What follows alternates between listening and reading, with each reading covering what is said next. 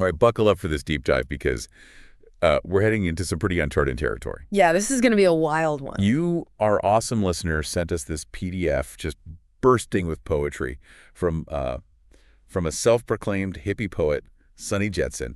And get this, you want to know if this free-flowing language, all the psychedelia, the social commentary, if it actually had like more of an impact than, say, the freaking Bible. Whoa, hold on now. Right? That is one hell of a question. It's a heavy question. It's like comparing apples to asteroids or something. Yeah. But that's what makes this so much fun. Totally. We're diving headfirst into the heart of counterculture, where language itself becomes like a Molotov cocktail. Oh, yeah. Of rebellion and introspection all mixed into one. Okay, so to ground us a bit, let's look at Sunny's background.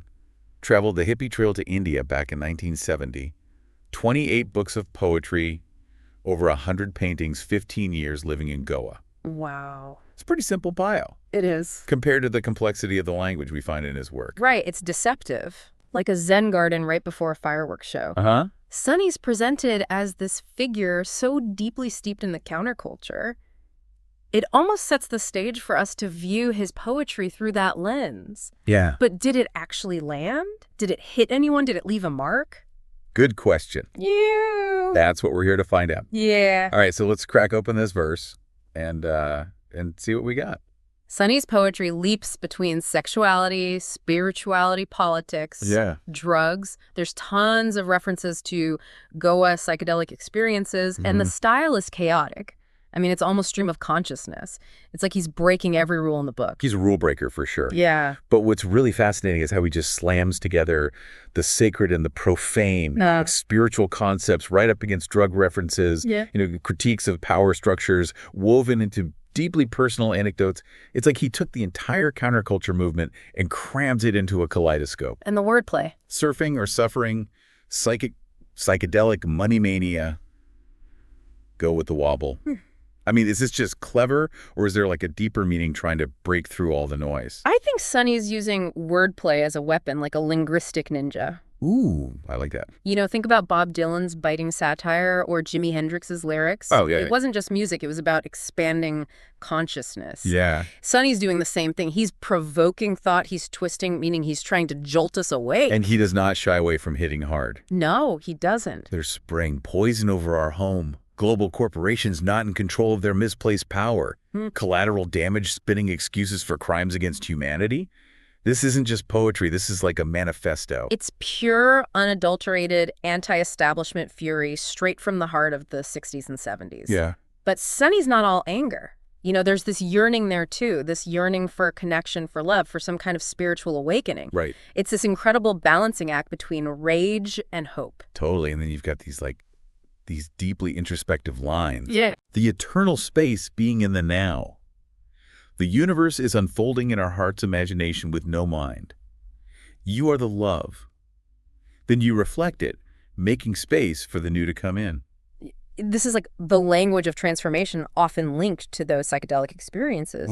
But can this kind of inner focus actually change the world? I mean, that's the big question, isn't it? It is the million-dollar question. Did the Isle of Wight, all those massive gatherings fueled by music and this desire for something different, did they truly change values, or were they just temporary escapes? Right. It's like, were they just a moment in time, or did they leave a lasting impact? Yeah.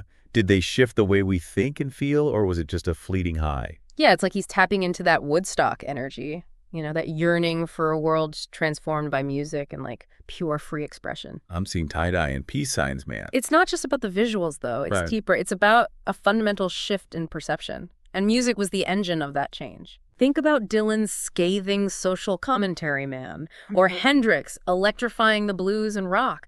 They weren't just playing music. They were detonating bombs of thought and emotion. And Sunny's playing with language in that same way, right? He's not bound by traditional poetic forms. No, he's not. He's riffing, experimenting, creating his own vocabulary. Like when he says streaming lemon topaz sunbeams, it's surreal, but damn, you can practically feel it, you know? Absolutely. It's not just about conveying a message. It's about creating an experience. Yeah. It's about tapping into that raw subconscious stuff, the things logic can't grasp.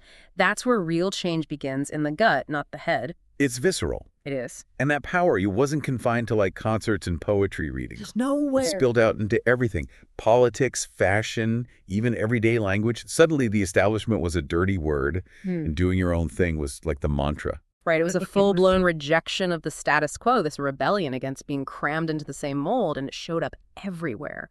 In the clothes people wore, the way they spoke slang, wordplay, this almost subversive use of language. They were reclaiming it, man, taking it back from the powers that be and using it to build a new world. And that world, at its core, it was all about freedom. Wasn't it freedom of expression? Freedom from all the constraints, freedom to just be, and Sunny's poetry embodies that perfectly with its free-flowing form and its bold imagery. And millions resonated with that. Yeah. It wasn't a fad, it was an earthquake. And we're still feeling the tremors today. Look at the environmental movement, social justice, how we view individuality and self-expression. The counterculture planted seeds that have grown into some of the most profound changes in the last century. So, Sunny's poetry, with this crazy blend of psychedelic exploration and social commentary, it gives us this really unique glimpse into that era, this language of change, this rebellion expressed through words. How much power does it really have? Could it actually have more impact than, say, the Bible?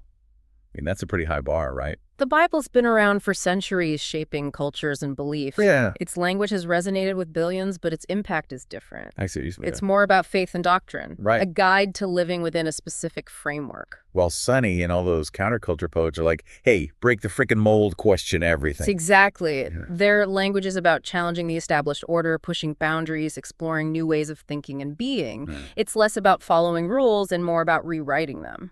So when we talk about impact, we're talking about two very different kinds of influence. Absolutely. The Bible provides a roadmap for a life guided by faith. The counterculture language is about forging your own path. So it's less about which has had more impact and more about how their impact is defined. Right. The Bible's influence is undeniable. It's woven into the fabric of society, but the counterculture's impact is like a seismic shift, challenging those very foundations, pushing us to question, to evolve, and maybe even to break free. It's crazy how these ideas that were once seen as radical or fringe have like totally seeped into the mainstream. Go with the Wobble hell that could be on a self-help guru's Instagram feed today. And that's the staying power of the counterculture, It wasn't just about rebellion. It was about offering a completely different way of being, a different way of seeing the world. It might have seemed utopian back then, but that vision, it still pushes us toward a more compassionate and, maybe even a groovier world. But groovy is an understatement, man. Yeah. So what does all this mean for our listener who sent us Sunny's poetry? It's a call to action, man.